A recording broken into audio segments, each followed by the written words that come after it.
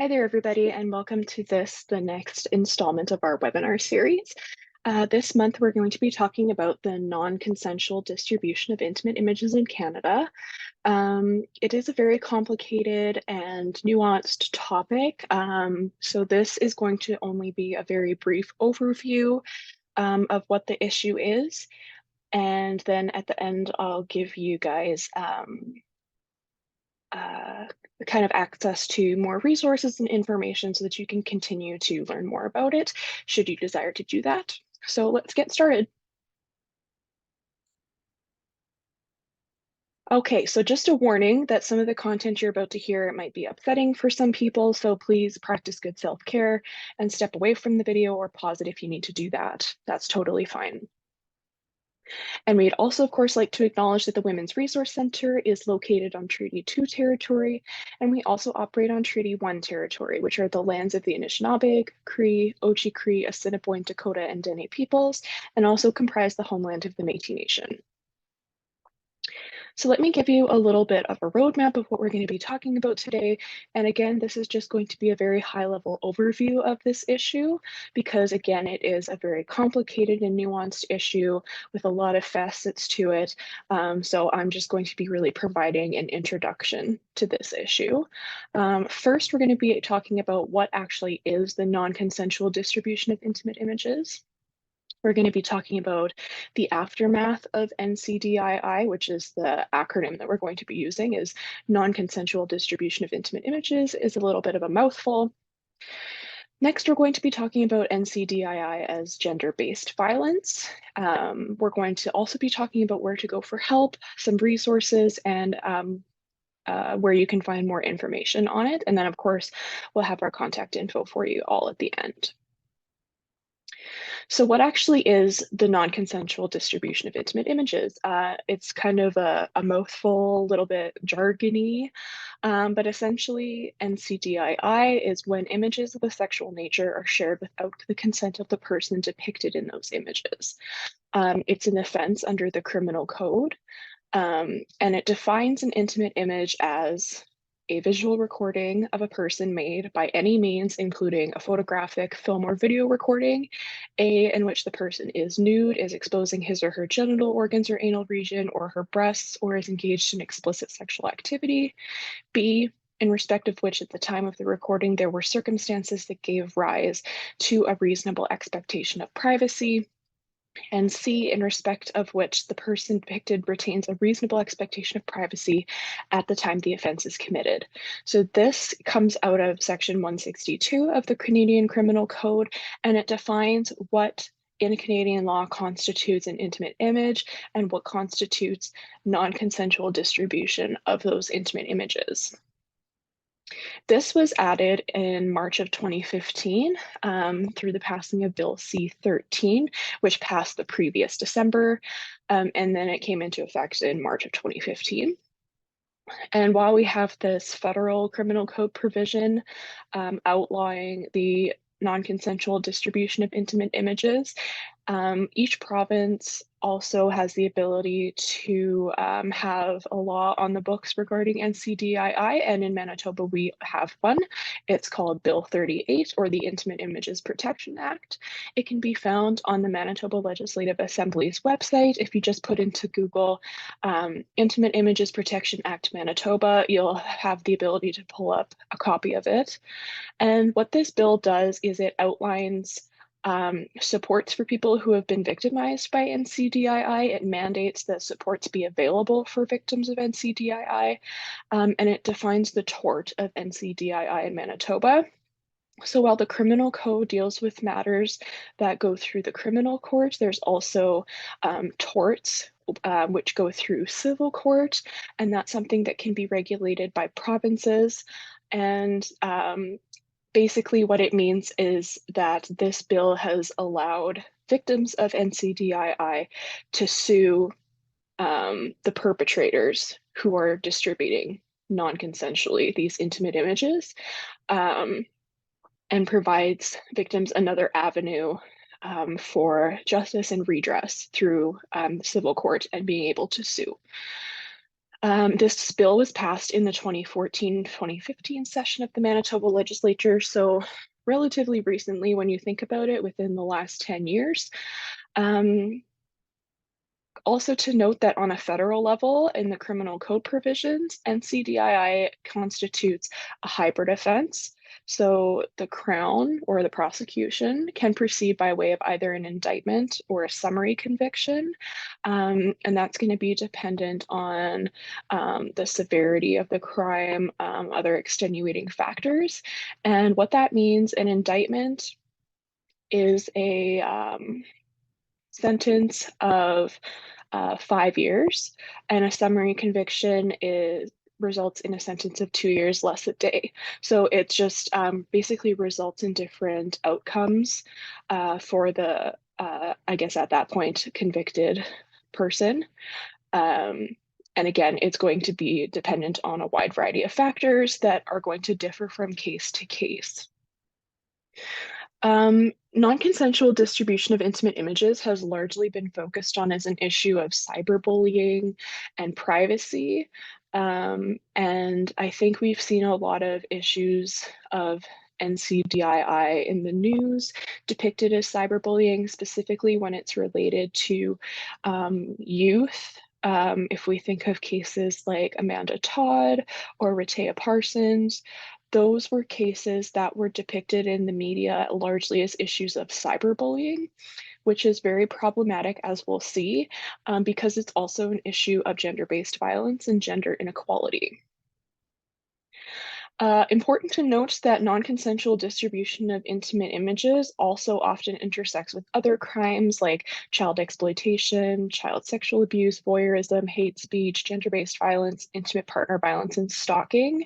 So where there is NCDII happening, oftentimes there are other things happening that an accused person will also be charged with at the same time. So if somebody is charged with an NCDII offense, they may also be charged with child exploitation or a gender-based violence related offense.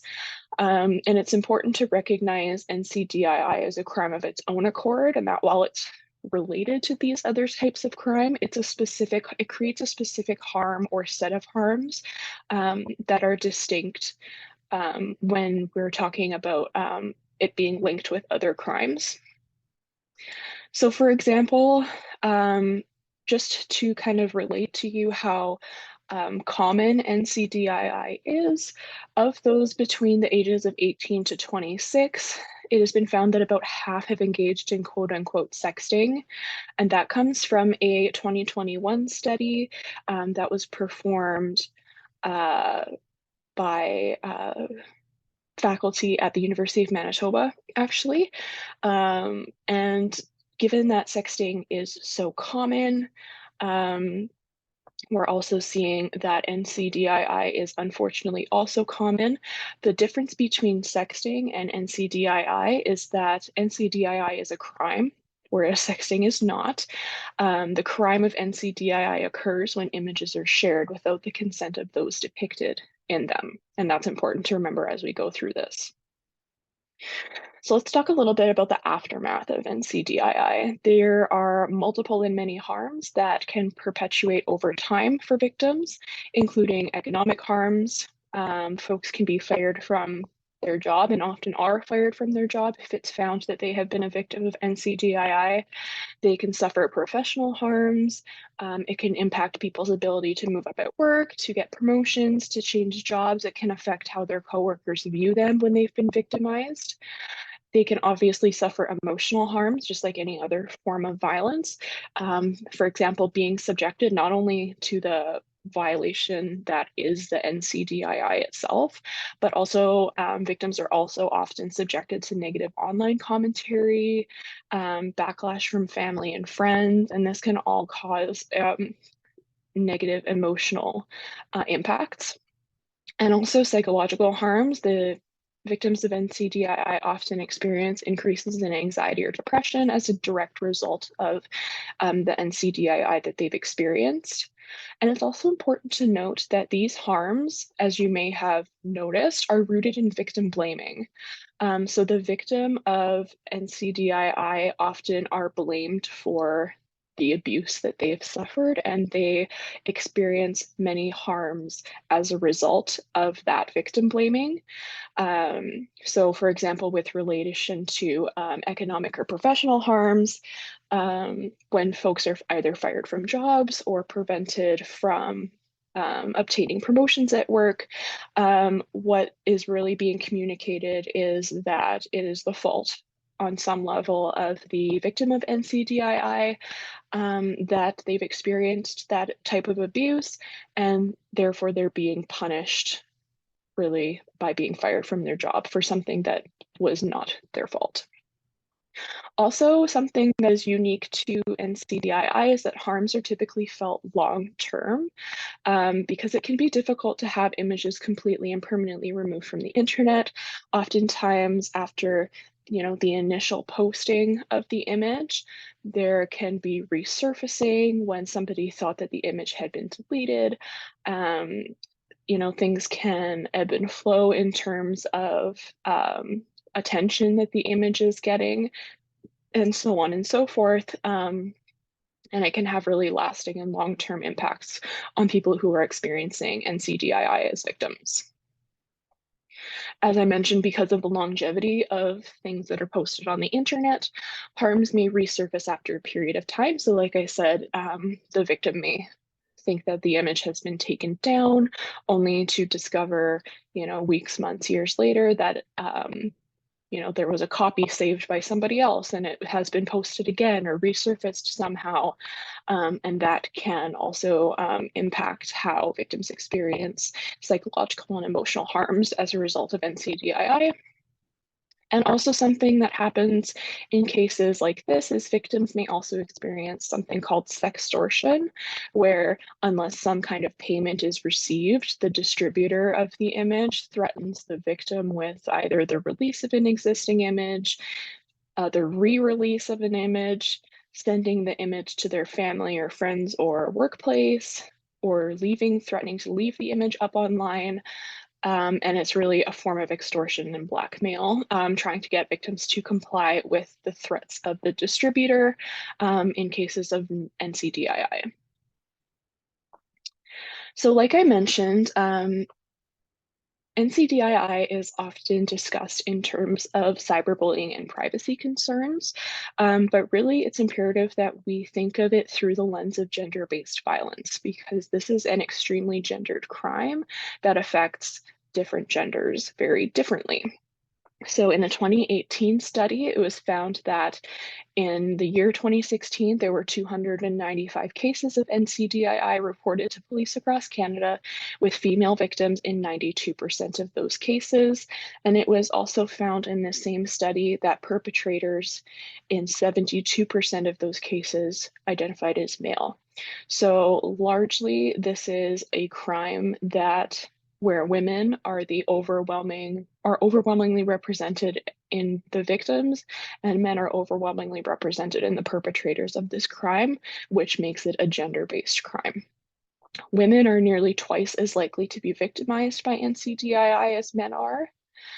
And of all of the images uploaded to the over 3,000 websites dedicated to NCDII, over 90% of the images were women. So as you can see, there are huge disparities regarding who is depicted in these images, who is having their image non-consensually distributed, and who is doing the non-consensual distribution. So this is a crime mired in gender disparity.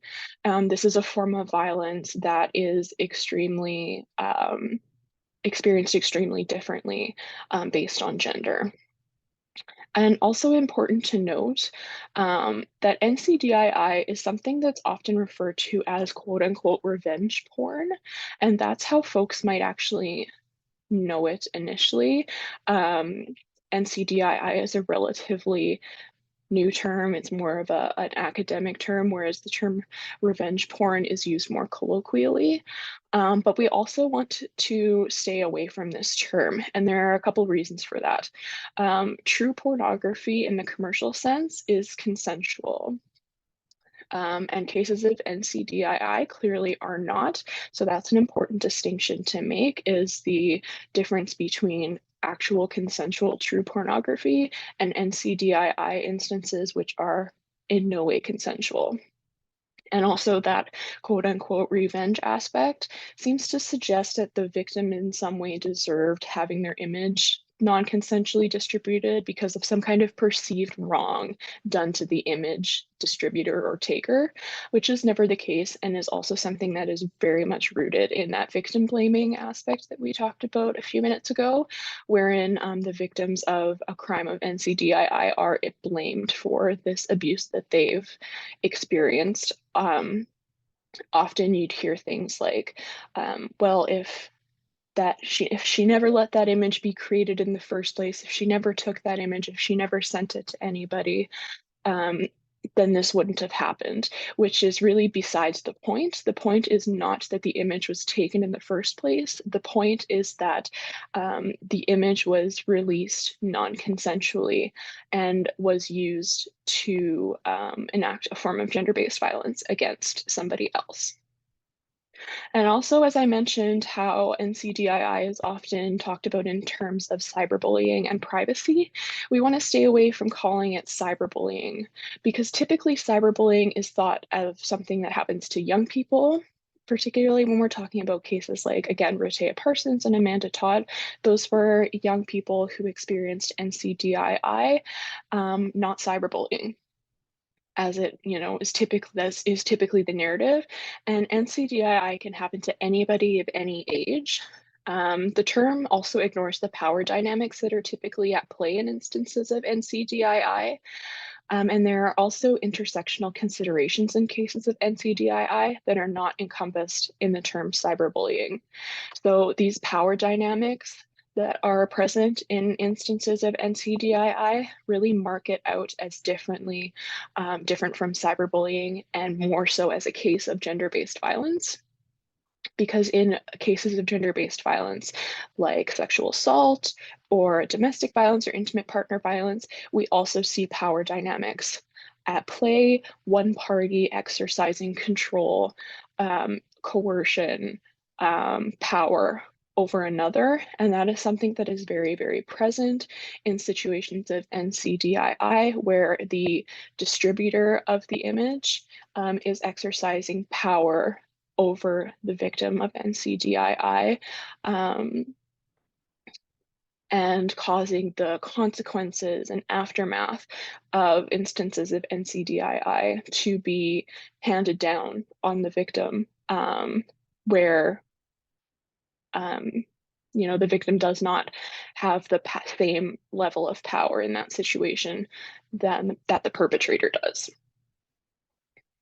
The 2021 University of Manitoba study stated that it's critical that NCDII be viewed through the lens of gender-based violence, as, quote, NCDII contributes to an online atmosphere of sexual violence, increasing sexual stereotyping and discrimination against women.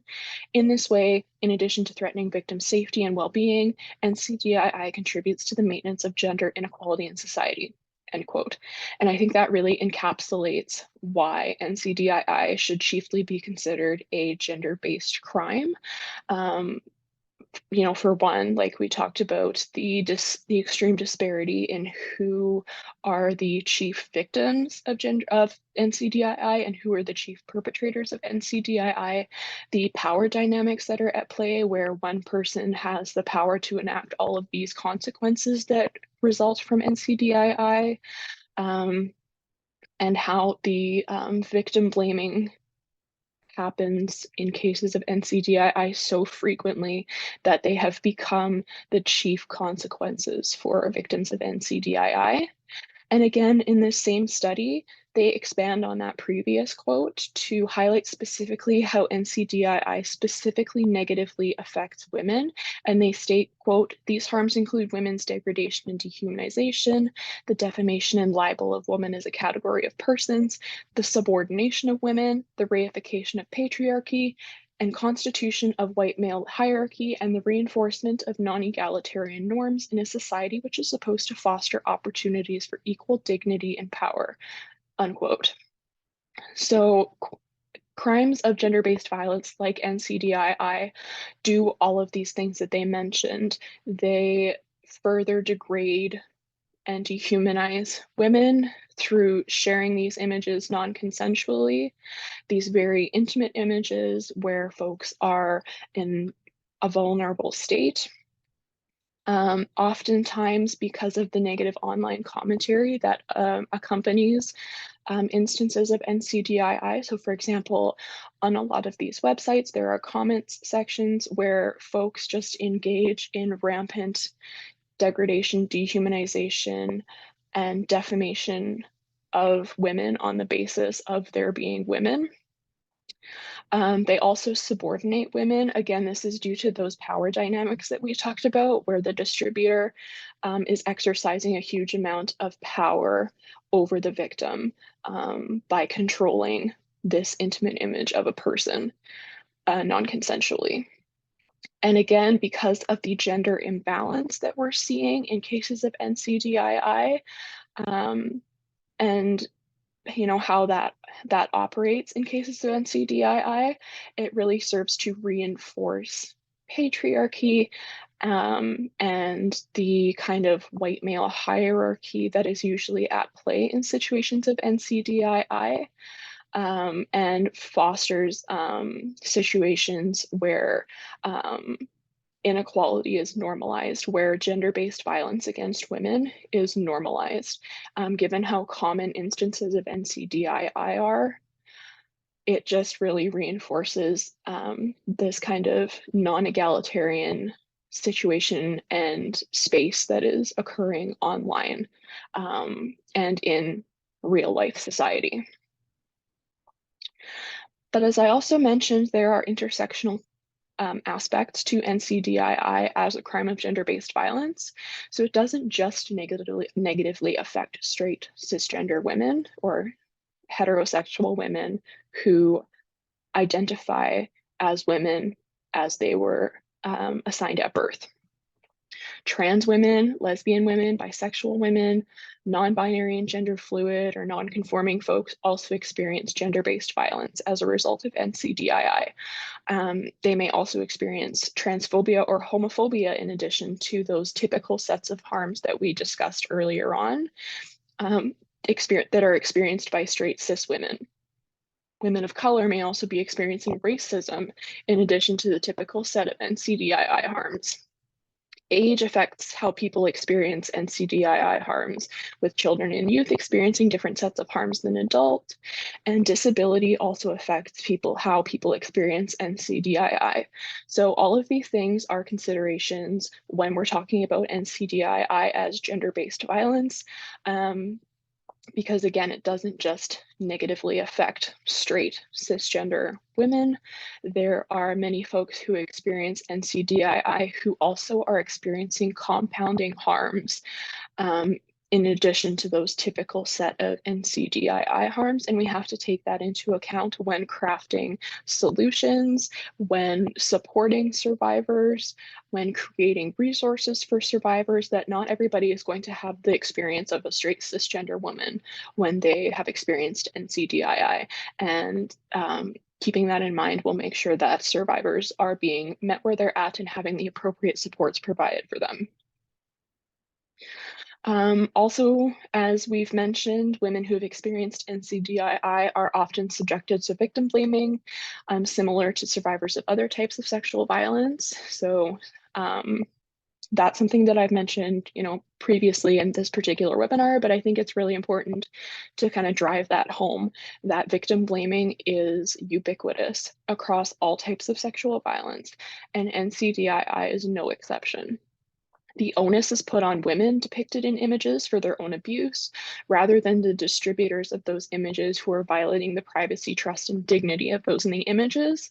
And that is something analogous to what we see in cases of sexual assault, where oftentimes onus for the crime is put on the women who experience the sexual assault rather than the person doing the sexual assaulting.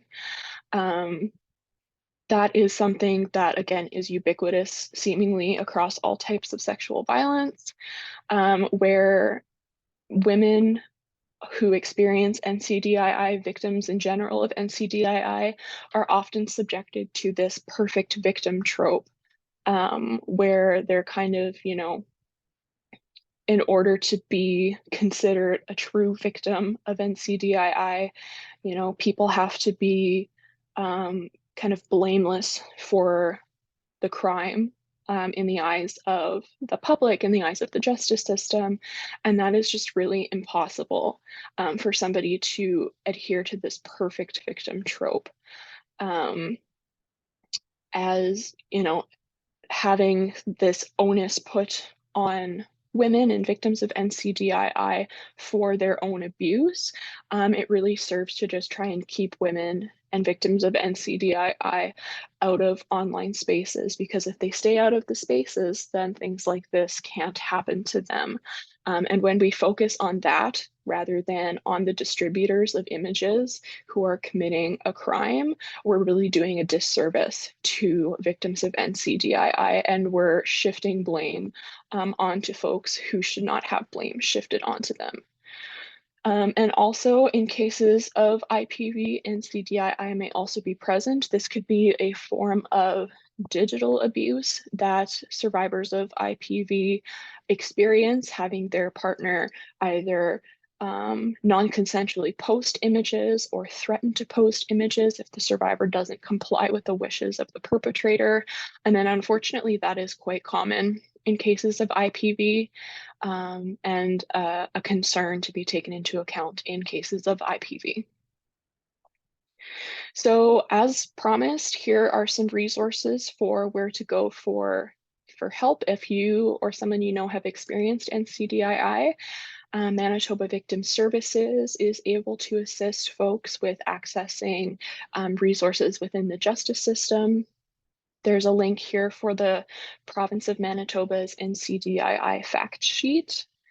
Cybertip.ca also has a very useful info packet on Manitoba's Intimate Image Protection Act. I also mentioned earlier in the webinar how to access actual copy of the Intimate Image Protection Act. So if you want to go back a little bit in the webinar to see how to access that, you can. For those who are under 18, Cybertip has a report form on their website, but that is for situations of NCDII experienced by children and youth, so under 18. However, the Intimate Images Protection Act has designated the Canadian Centre for Child Protection as the agency to receive reports of NCDII in Manitoba, and you can head to their website for more information on what supports they offer for people over 18 who have experienced NCDII in Manitoba. All of the information that I have cited in this website has come from academic studies that are cited in text. So if we go back here, you can see that I've cited the author and the year of the study. So if you're wanting to look that up, type into your search engine the author name, the year, and non-consensual distribution of intimate images, and that should bring up the information for you. And it could also bring up some other useful information for you as well regarding academic studies on NCDII. And as always, we have our contact information here, so please feel free to contact us at any time with questions or concerns that you might have, and we'd be happy to help you however we can. Thanks for joining us, and we'll see you next month for the next installment of our webinar series.